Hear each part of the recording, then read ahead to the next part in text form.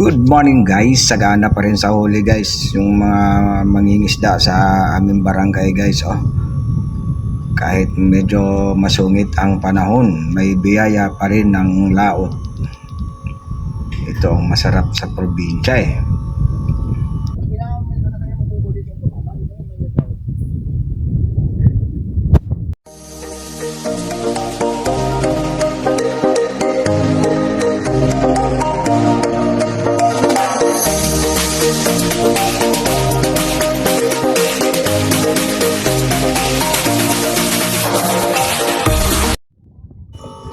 Guys, panoorin natin to si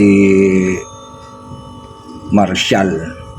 Kahit masungit yung panahon sumubok siyang magpalaot. Hindi naman siya totally laot na laot. Yun dyan lang sa gilid. Kagandahan lang sa amin kasi mababaw lang ang dagat. Yung pinakagilid namin hanggang tuhod lang halos. Pag low tide, pag high tide hanggang bewang lang yan guys.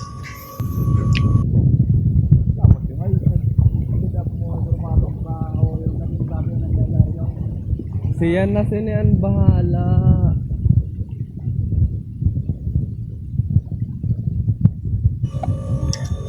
Ang gaganda ng huli niya guys Halo-halo ay sari-sari yan. Pwedeng pang sabawan, pwedeng pang ihaw.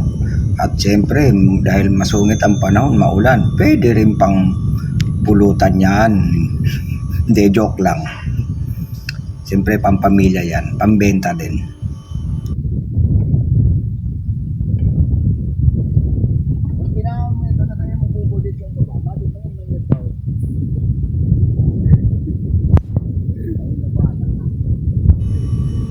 Ayan na guys, hinahango na nga niya. Binibilang niya isa-isa para hindi makupitan. Hindi, joke lang.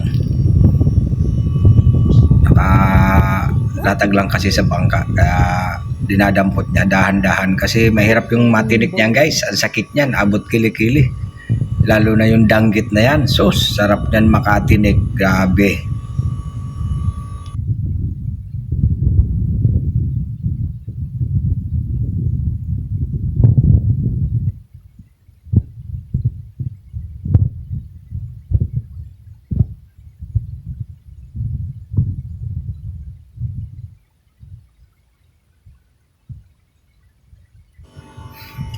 Saglit lang yan sa laot guys, may huli na agad siya.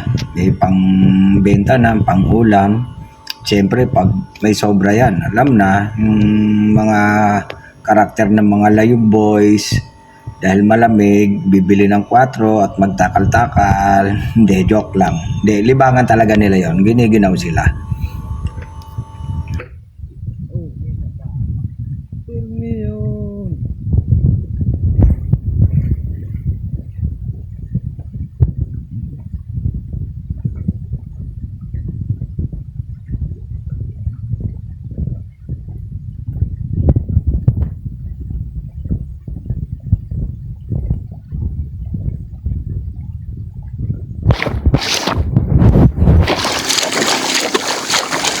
Ayan guys, tapos na mahango at pauwi na siya sa pangpang.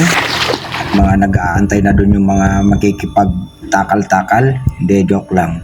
Mga nag-aantay ng pangulam. May mga nag-aabang dyan sa gilid, mga bibili ng pangulam nila.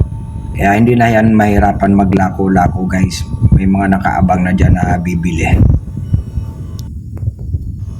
Okay guys, hanggang dito na lang. Salamat sa inyong panonood. Kahit medyo bitin tayo ng konti sa video at trial pa lang yan ng ating videographer na ating mga kababayan.